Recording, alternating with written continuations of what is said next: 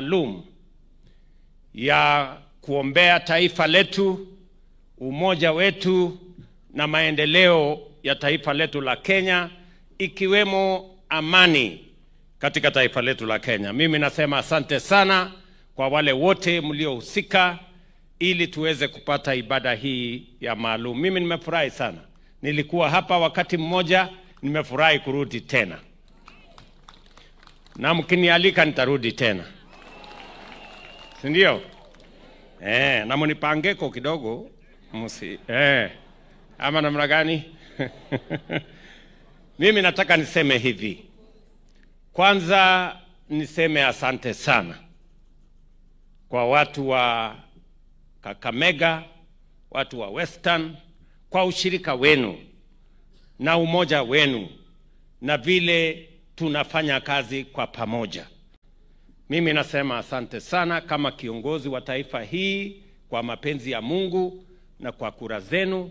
Nasema asante sana kwa ile umoja. Mimi ninaona askofu wetu ametunenea neno la Mungu na akasema umuhimu wa amani na umoja. Amesema katika Zaburi 133 mahali alitusomea kwamba how good and how pleasant it is when brethren dwell together in unity. Yani mandugu wakiishi pamoja kwa umoja. Na amesema mstari wa 3 kwamba katika umoja wa wananchi wa taifa pale Mungu anaamurisha baraka. So tumeshukuru sana askofu. Na mimi nasema shukurani kwa sababu mliponipatia nafasi hii ya kuwa kiongozi wa taifa la Kenya. Niko na majukumu mawili ya muhimu. Ya kwanza ni kuunganisha taifa letu la Kenya, kuondoa mipaka ya dini, ya kabila, ya sehemu, ya maeneo, ya mirengo, ndio taifa letu liwe taifa moja. Kwa sababu vile askofu ametueleza, hivyo ndivyo mapenzi ya Mungu, umoja. Na ndio sababu watu wengi wananiuliza maswali. Mbona umeunda serikali ya broad based? Mbona umelete wale ambao hawakutupigia kura ndani ya serikali? Mbona umelete wale ambao walikuwa wapinzani ndani ya serikali? Askofu, umenisaidia kuwajibu. Neno la Mungu linasema ni vyema watu wakiishi kwa pamoja, kwa sababu katika umoja huo Mungu atatuletea baraka. Ama namna gani Kakamega? Asante sana askofu kwa kunisaidia kujibu watu wajeuri wengine wananiuliza maswali. Na ndio sababu hiyo mnajua tulikuwa na mirengo tofauti tofauti. Hata na huyu mbunge wenu alikuwa mpinzani wangu wa mambo makali. Si ndio? Lakini Mungu ni nani jameni? Tumesema ya kwamba kwa sababu ni vyema sisi kama wananchi wa taifa la Kenya, ili tuweze kupiga hatua ya kwenda mbele, ni vizuri tufanye kazi kwa umoja pamoja. Na nataka nimshukuru ndugu yangu Nabii na wale viongozi wengine wote ambao tumekubaliana na tumeamua.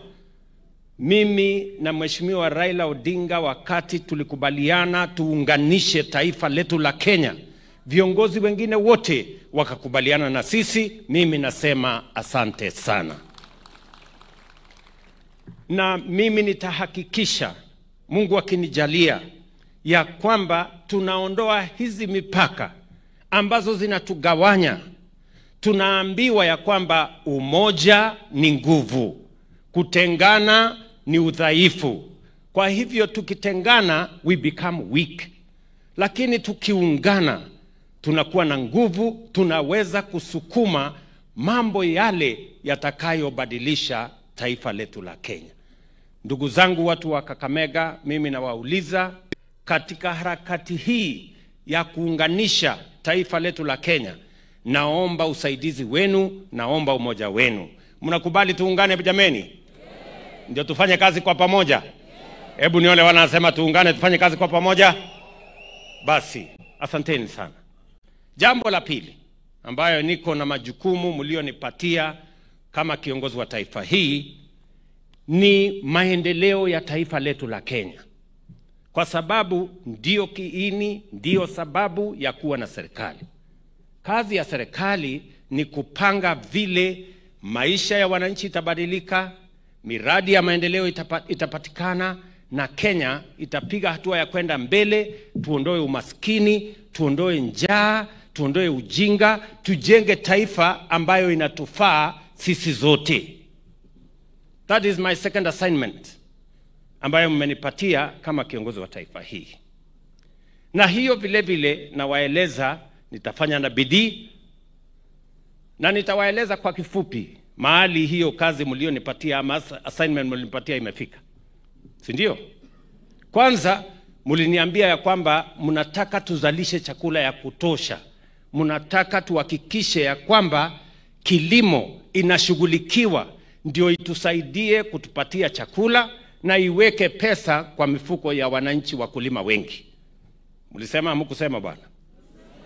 Na ndio sababu hiyo nikasema mahali pa kuanzia kuongeza chakula katika taifa letu la Kenya ili tuweze kuondoa njaa ni kuhakikisha kwamba tuna support wakulima. Na ndio sababu tukapunguza kama serikali gharama ya mbolea, tukahakikisha kuna mbegu ya kutosha ambayo imefanyiwa utafiti, na sababu hiyo ndio mnaona kilimo Kenya imebadilika. Magunia ya mahindi tuliozalisha 2022 ilikuwa 44 million. Magunia ya mahindi tuliozalisha mwaka uliopita ilikuwa 64 million. Nyinyi wenyewe mmesema na mnajionea kule mashambani, kwa mapenzi ya Mungu tuko na mvua ya kutosha, mmetumia mbolea ya kutosha. Mwaka huu makadirio yetu ni kwamba tutapata mahindi magunia milioni 75. So mambo ya kilimo inasonga mbele. Niliwaeleza vile vile kilimo ya chai tumeweka mpango mzuri, tunafanya kazi na KTDA, tumewasaidia kupunguza gharama ya mbolea.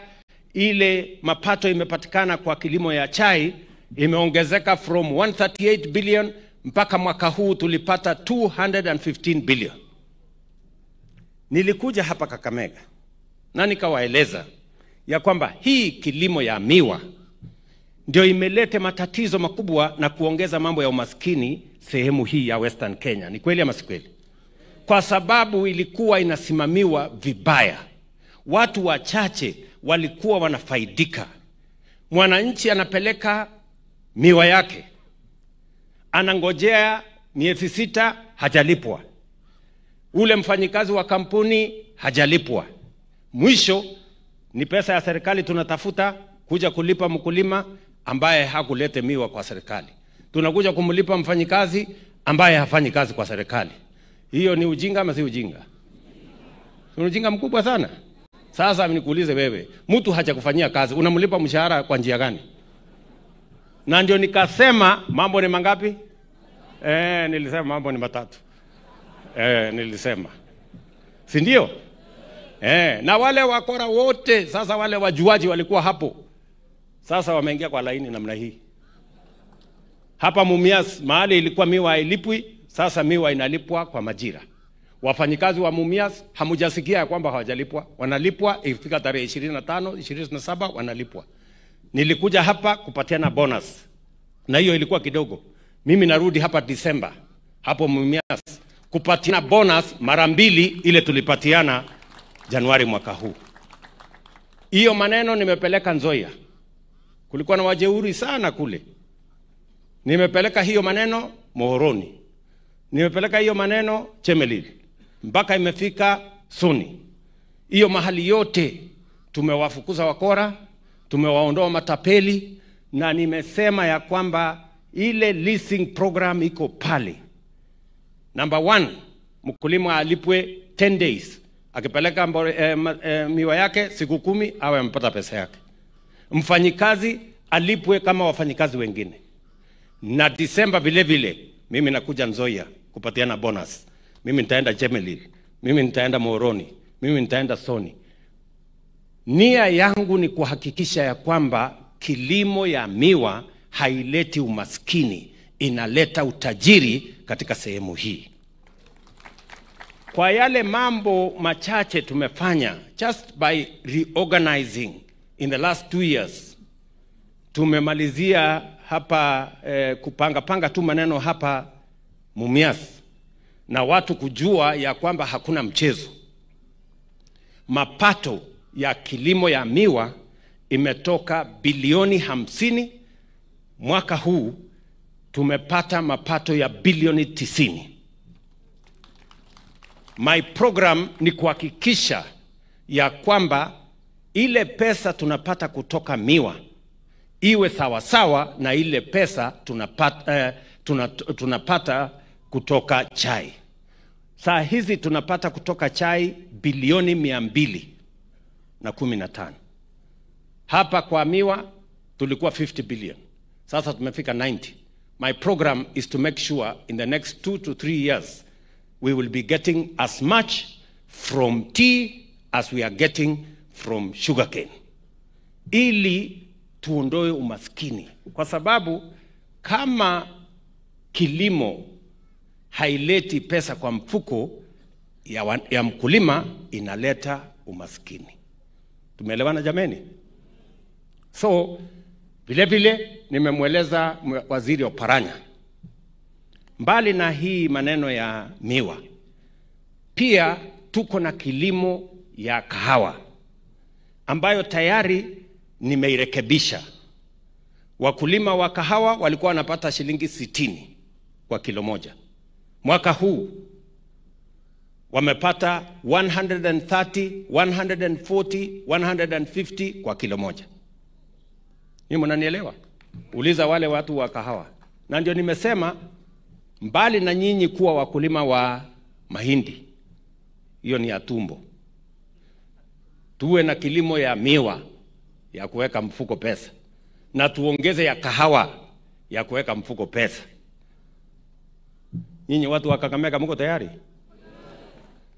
Na mimi nishapatiana pesa milioni 500 kwa Waziri Oparanya anunue seedlings, ndio tupatie wakulima hasa wa sehemu hii ya Western, kwa sababu ilichelewa siku nyingi, na ndio mambo ya uchumi sehemu hii bado iko chini, because we do not have enough cash crops ambayo wakulima watatumia kuinua uchumi wao.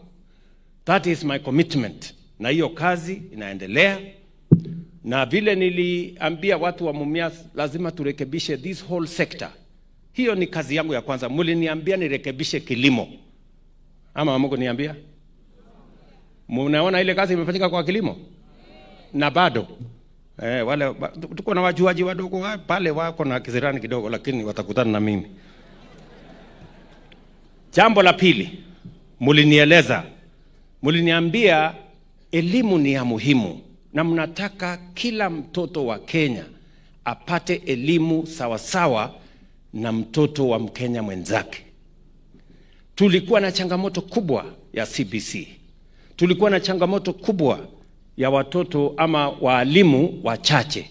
Tulikuwa na changamoto kubwa ya mambo ya university. Ilikuwa inafungwa kwa sababu hawakuwa na pesa ya kutosha.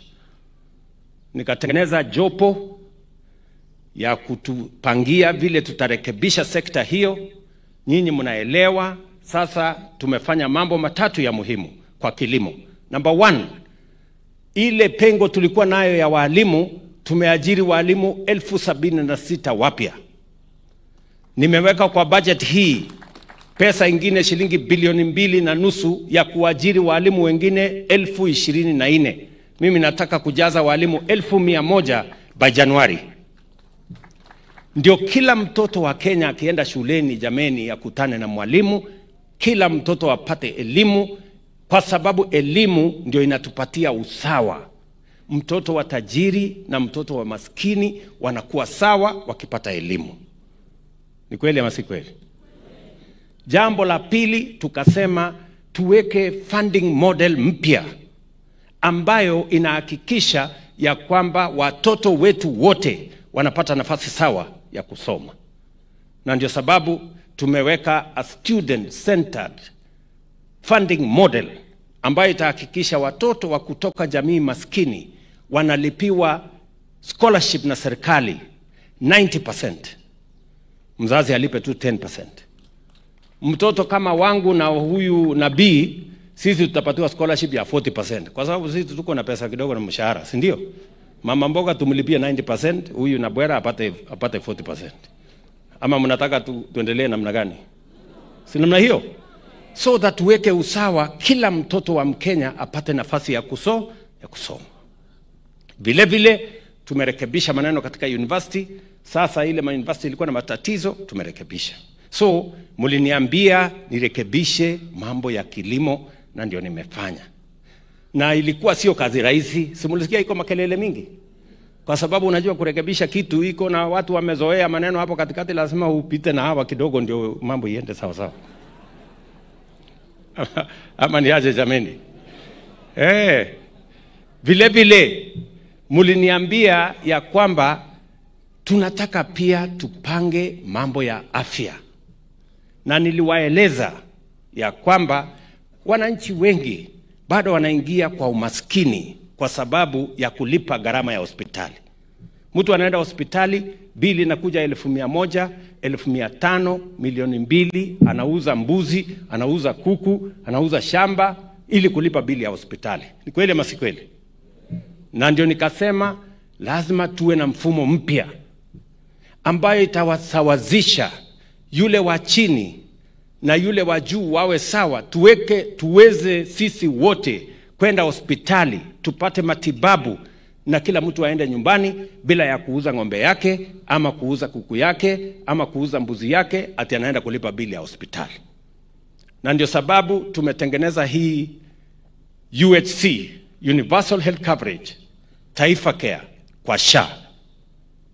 Na mimi nafurahi ya kwamba katika hii mpango for the first time Wakenya milioni 4.5 wametibiwa na kulipiwa na SHA. Tumelipa 41 billion kwa kulipa gharama ya matibabu ya Wakenya. Hapa Kakamega, nataka nimshukuru gavana wenu. Kwa sababu Kakamega, hata ingawaje hawako mbele sana, bado gavana utajikaza kidogo. Kwa sababu Kakamega kwa counties 47, Kakamega ni number 21. Inangangana, si mbaya sana. Wananchi almost 39% wameregister. Yani wananchi vile mlisikia gavana amesema 713,000 people in Kakamega wamejiandikisha. Ukijiandikisha pale, tunataka tujue unaishi mahali gani, uko katika zahanati gani, ndio tuweze kupanga dawa, ndio tuweze kupanga wauguzi, na tuweze kupanga vile utalipiwa wakati utakuwa mgonjwa. Ni mnanielewa? So kila mmoja wetu hapa tunataka mjisajili, mjiandikishe. Tumesema kama serikali wale wako na uwezo watalipa kulingana na uwezo wao. Wale hawana uwezo tutawalipia kama serikali ya Kenya. Lakini kila mmoja wetu ataenda hospitali, atatibiwa, ataenda nyumbani bila ya kuulizwa pesa, kwa sababu hiyo gharama itachukuliwa na mpango ambayo tuko nayo ya serikali. Kakamega, mnanisikia? Na tumekubaliana na hawa magovernors, tumeketi chini na wao. Mbali na hii mpango yetu ya SHA ama Universal Health Coverage ama Taifa Care, mpango yake ni 3. Ya kwanza, tuwe na pesa ya kulipia gharama ya matibabu. Ya pili, tuhakikishe ya kwamba kuna madawa kwenye mahospitali zetu. Wananchi wengi wanalalamika ya kwamba wakienda hospitali wanakuta hakuna dawa. Ni kweli ama si kweli? Si pale kwa hospitali ndio shida, hakuna dawa? Tumekubaliana na hao magavana. Sasa mpango mpya ni kwamba zamani ilikuwa inaletwa dawa Kakamega. inakuja kukaa kwa store, alafu ndio inatoka Kakamega inakuja Javaiwa.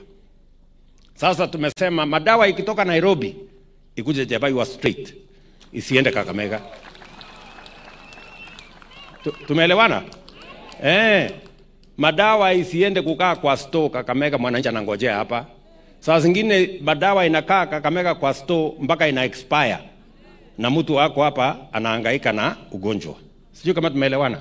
So tumekubaliana na hao governors ya kwamba new program ni kwamba every facility, na mimi nataka niwashukuru governors, wamekubaliana na sisi ya kwamba vile hii shule ya Kivaiwa hapa, si ndio? Si hii shule iko na kamati ya kusimamia? Si iko na chairman ya board na wale wengine wote? Sasa hospitali pale chini pia tutakuwa na board ya kusimamia ya wananchi. Ndio kama hakuna dawa, mwananchi wanaanza kupiga report mapema, na wao ndio wasimamizi. Na pesa ya SHA hatutakuwa tunatuma Kakamega, tutakuwa tunatuma kwa hospitali yenu hapa, na kamati yenu ndio itasimamia. Madawa inakuja hapa, nyinyi ndio mtasimamia. Mko tayari ama mko tayari? Tunaelewana? Si ya shule inafanya kazi? So tumesema mambo mengine mawili, nilisema mambo matatu. Number 1, pesa ya kulipia gharama. Number 2, kuhakikisha kwamba madawa imekuja hospitalini. Number 3, tuwe na equipment na tuwe na wafanyikazi. So mimi nawauliza kila mmoja wetu ujiandikishe, ndio tuhakikishe ya kwamba tunajua wananchi wangapi katika kila zahanati, kwa sababu serikali inatuma pesa kwa hospitali kulingana na wananchi ambao wanaishi pale. Sasa kama hamjajiandikisha, nyinyi ndio mnaharibu kazi ya matibabu ya hapo kwenu. Everybody must register, ndio tujue kuna wananchi 500, tutume pesa ya kutoshana na wananchi 500. Kuna wananchi 3,000, tutume pesa ya kutoshana na wananchi 3,000. Waumburire, mumesikia hii maneno ama mumenielewa? Tunaelewana? Na ndio mnaona hiyo sasa taratibu tunaweka ya kusaidia mambo ya matibabu. Nia yangu ni kuhakikisha ya kwamba tusiwe na wananchi wanaingia kwenye matatizo ya kuuza mali yao kwa sababu ya kutafuta pesa ya kulipia gharama ya wale wako kwa hospitali. We must all be united in that matter. Jambo la mwisho, mlinieleza mambo ni mengi, lakini wacha niseme tu ya mwisho leo. Mliniambia pia nipange ajira ya hawa vijana wetu. Vijana mko? Vijana mko? Mbona sikii sauti ya vijana wa hapa Kakamega? Vijana mko? Nataka mnisikize vizuri. Tulikubaliana ya kwamba tupange ajira ya hawa vijana, kwa sababu tatizo kubwa la taifa letu la Kenya ni ukosefu wa kazi. Na kazi haipatikani, kazi inapangiwa ndio ipatikane. Tukingojea tu kazi ipatikane, tutangojea muda mrefu. That's why we must have a plan on how to create jobs. Na ndio sababu tumeweka mipango mara 4 ya kupanga ajira ya hawa vijana. Na nataka vijana mnisikize vizuri. Number 1, tumeweka program ya development ya physical facilities. Tuko na program ya housing. Nikiongea na nyinyi sasa, vijana 250,000 Kenya wanafanya kazi kwa program ya housing. 250,000. Pale iko kazi ya aina yote. Mesikia hii Kakamega tunajenga, tayari tumepatiana kandarasi ya nyumba 4,800. Pale Milimani the first house program iko tayari. Nitakuja mwezi wa 7-8 hii nikuja nipatiane funguo za watu kuishi ndani. Another 2,000 housing units tumetangaza hapo inajengwa. Kule Mumias tunajenga. Different 8 locations hapa Kakamega tunajenga affordable housing. Tunajenga soko 21 mpya hapa Kakamega. Tumeweka pesa ya serikali shilingi bilioni 2 ya kujenga masoko. Mmesikia mjumbe wenu akisema tuko na soko Chekalini, tuko na soko tunajenga hapa Luandet, tuko na soko tunajenga kule Pan Paper. Mnanielewa? 3 kwa constituency yenu. Lakini Kakamega mzima 21 markets. Nia yetu ni kupanga ajira ya vijana na vile vile kuhakikisha kwamba mazao yetu ya kutoka shambani isiharibike, kwa sababu hiyo soko iko na storage, iko na cold room, iko na mahali ya kuuza mazao yenu. Tuhakikisha kwamba mazao ambayo yametoka shambani isiharibike, kwa sababu hakuna mahali pazuri pa kuweka store, hakuna mahali pazuri pa kuweka cold room. Ndio tuweze kupunguza post harvest losses na tuhakikisha kwamba tuko na chakula ya kutosha ya kufanya nayo biashara na kulisha taifa letu la Kenya. So there is opportunity, young people, to work in our programs. Kazi ya pili ambayo nimepangana na hawa vijana, nataka vijana wanisikize tena. Tuko na program ya digital jobs. Tumekubaliana Jitume Center. Mumesikia mbunge wa Bwana Aseka akisema pale kwa TTI yao tayari vijana wanafanya kazi. Mumesikia mjumbe wenu akisema pale kwa TTI nafasi imepatikana ya vijana kufanya kazi. Nikiongea na nyinyi sasa hivi tuko na vijana 200,000 Kenya mzima ambao wanafanya kazi katika mitandao ya digital jobs. Wewe kijana wa Kakamega, anza kujipanga, kwa sababu tumepatia pia wabunge sasa pesa kujenga ICT hub kwa kila ward kwenye taifa letu la Kenya. Pale kwa ward tunataka ICT hub ambayo itapatia nafasi vijana kama 100, 200, 300 ya kufanya kazi katika mitandao, kwa sababu tayari tumenegotiate na kampuni za kimataifa vile wa Kenya ni wafanyikazi hodari na vile wanaweza kufanya kazi katika mitandao.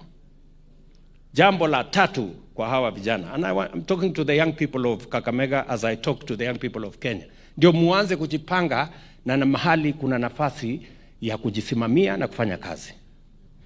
Sehemu ya tatu, tumekubaliana na hawa wabunge, tumesign kitu inaitwa bilateral labor agreement na kampuni karibu 5 tayari, zingine 19 ziko katika pipeline.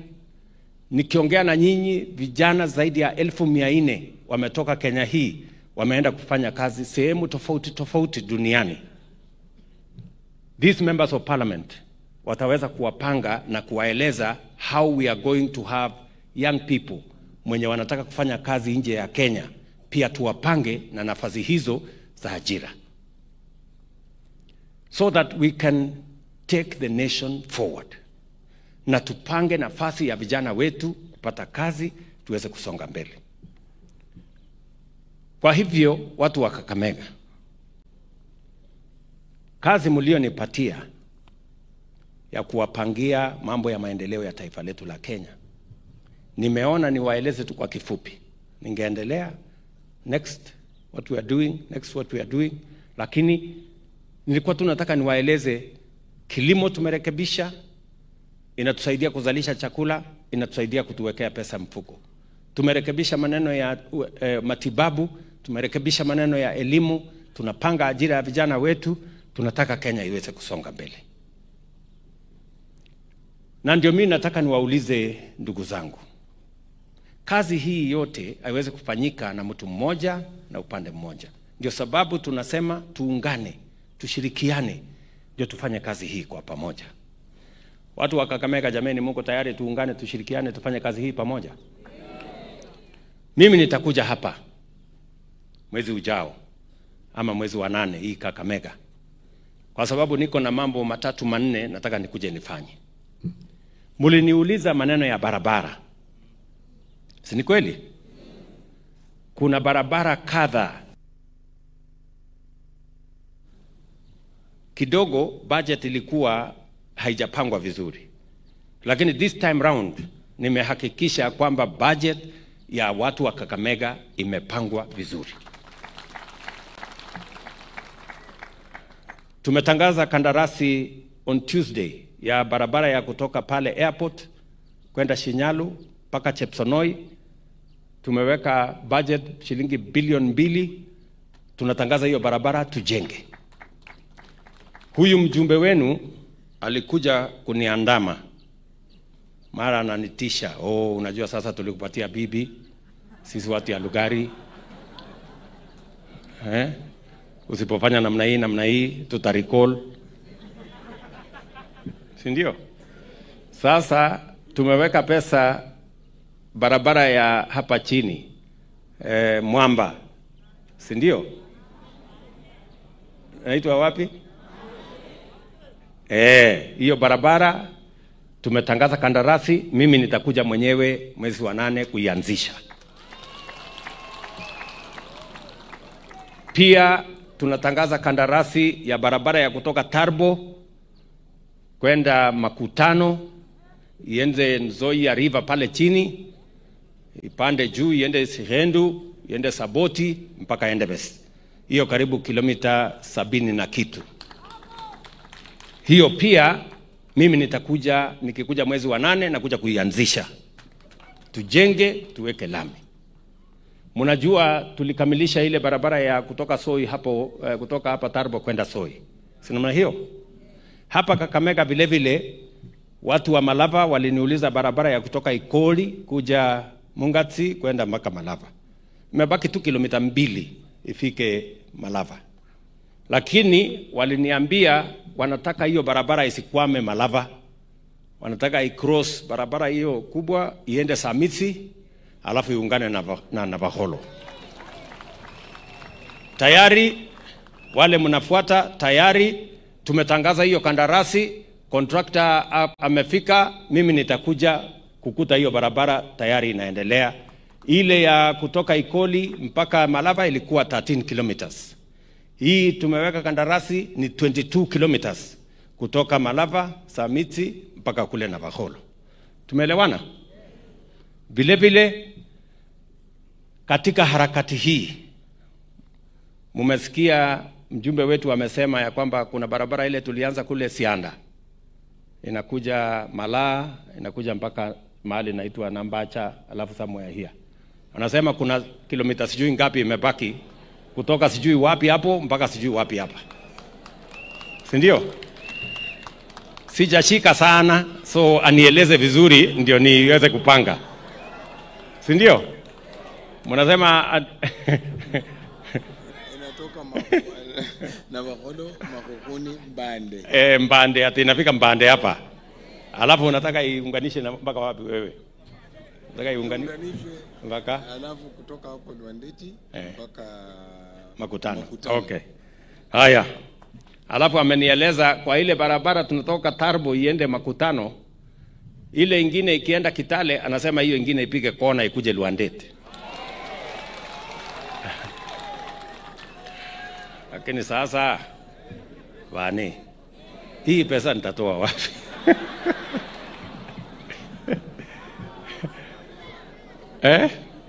Nitangangana, si namna hiyo? Nitangangana kwa sababu sasa nyinyi mmenipatia hii kazi, lazima nitimize. Ile nimetangaza ni ile iko tayari. Hii ya kuja Lwandeti nitaipangia ndio niweke barabara hiyo ikae sawa sawa.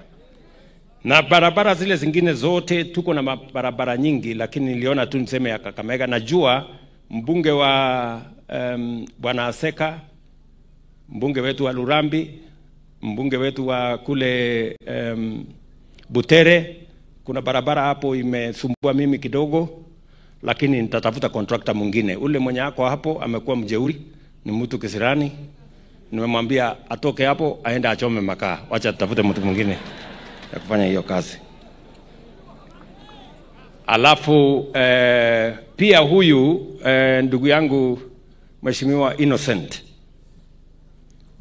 Na mimi nasikia huyu mtu anaitwa Innocent, lakini sina uhakikisho ya kwamba yeye ni innocent.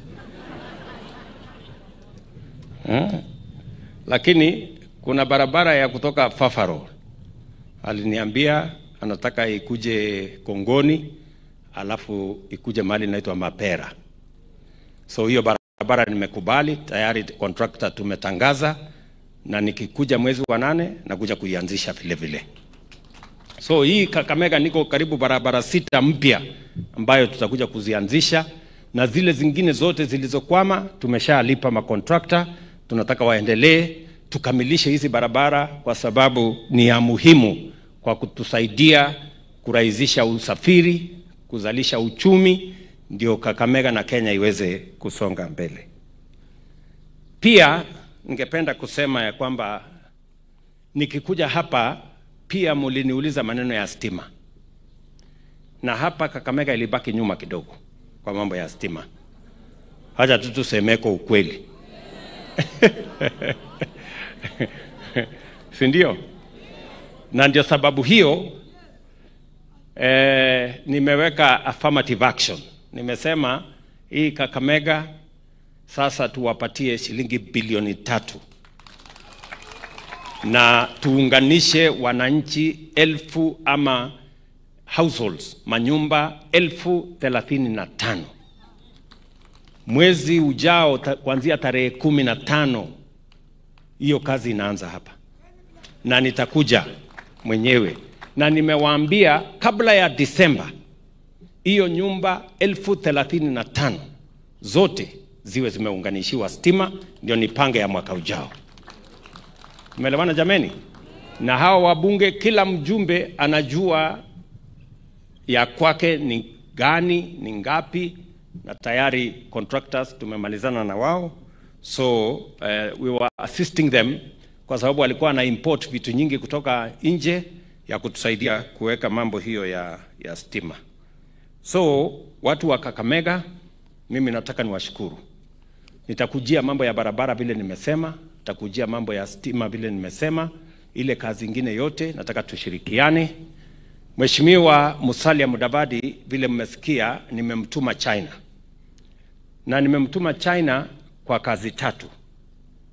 Ya kwanza ni hii barabara ya kutoka Rironi ikuje Mau Summit, ikuje Eldoret, Bungoma hapa mpaka Malaba. Hiyo barabara tunaanzisha mwezi wa 8. Tunaweka contractor kwa ground. Nyinyi mnanielewa? Na tunataka kujenga hiyo barabara namna hii. Pengine hata ikikwama tunataka kufikia hapo katikati. Kwanza awamu ya kwanza inapita Nakuru ikikuja pande hii. Alafu tumesema vile vile kazi ya pili nimetuma Musalia ni mambo ya reli. Ile reli ilikuja kukwama Naivasha. Sasa tunataka kuleta pia mpaka Malaba. Na hiyo pia tunataka itoke Malaba before the end of this year, iwe imeanza ndio tusukume ifike hapa Malaba. Tunaelewana? Na jambo la 3 nimetuma Musalia kule China ni maneno ya soko. Nyinyi mmesikia ya kwamba tunazalisha avocado, tunazalisha kahawa, tunazalisha chai, tunazalisha macadamia, kahawa. Sasa hiyo mambo yote soko kubwa. Tuko na soko ya Uingereza ambayo tumesign tayari agreement inaitwa Economic Partnership Agreement. Hiyo soko iko wazi. Tuko na soko ya Marekani ambayo tumefanya kupitia kwa ile inaitwa AGOA. Na sasa tuko na soko ya China ambayo sasa kina Musalia wanamalizia, ili kwa miezi 3-4 ijayo tunaweza kupeleka bidhaa yetu ng'ambo, tuhakikisha kwamba soko yetu, bidhaa yetu inapata soko, tuweze kuuza kwa bei ya sawasawa, ndio pesa ipatikane, foreign exchange ipatikane, na tuweke pesa kwa mfuko ya wakulima wetu. Tumeelewana jameni? Tuko pamoja? Sasa hiyo ndio kazi mlinipatia. Na hiyo ndio kazi mimi nafanya. Na nafanya na bidii sana. Nyinyi mnanielewa? Hawa watu wengine hawana mpango, wacha msipoteze na we cannot hand over to people hawana mpango. Ati mpango yao Ruto must go. Sasa Ruto must go itakusaidia na nini? Hujui vile vijana wetu watapata kazi, hujui vile kilimo itaendelea, hujui vile watoto watasoma, huna mpango ya ajira ya vijana, you have no plan to do anything. Alafu ni mtakubali hii story yao watu ambao hawana mpango yoyote. Ati kazi yao kubwa ni ukabila, shares sijui ya nani, sijui chuki, sijui kisirani. Hata mwangalia wakiongea, wanaongea na kisirani mingi sana. Ni kama sijui nani aliwakosea. Na kama wako na kisirani na mimi, wawachane na Wakenya wakuje tukutane kando huko. Kama namna gani? Nitawamalizia pale kando. Wao watu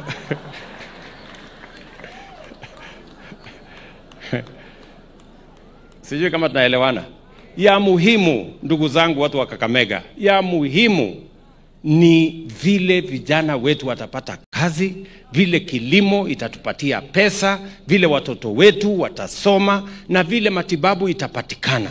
That is what is important to us as a people, to the people of Kakamega, to the people of Western, and to the people of Kenya. Mnasema tutashirikiana pamoja jameni?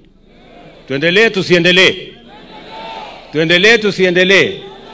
Wale wanasema tuendelee na hiyo kazi nione kwa mkono. Basi. Sasa huyu nabii, na sijui nabii ni prophet ya kweli ama ni prophet ya gani tena. Sasa huyu nabii aliniambia watu wa Friends, si ndio? Waliitana wakati mwingine, katuma speaker, ati mko na maneno yenu hapa, mnataka kununua basi, si ndio? Nikatumana, speaker akafanya na wale wengine. Sasa ikapatikana pesa milioni 6 na kitu, basi ni milioni 10 na kitu. Sasa huyu Nabera tena akarudi kwangu, akasema sasa ile basi tulifanya namna hii haikujaa, imebaki milioni 4 na nusu, si utu pangieko. Sasa nikauliza yeye, si wewe si unaniumiza? Akaniambia hapana, najua Shemeti lazima anafanya tu kila siku. So nimeenda nimelipa hiyo pesa, basi ndio hii.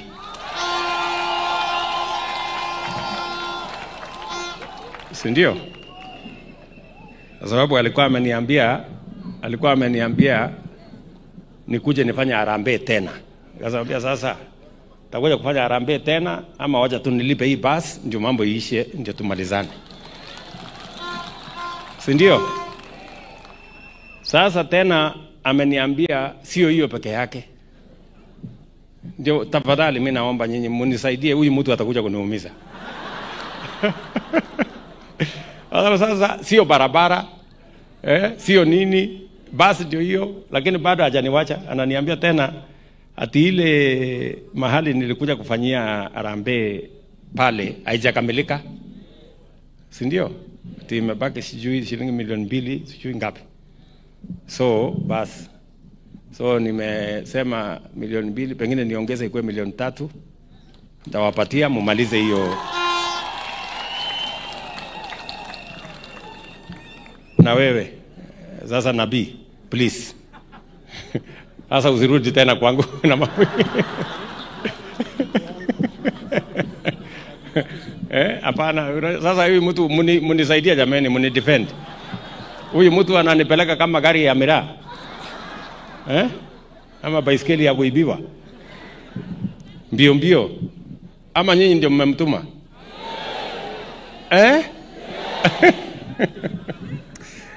Oh my goodness.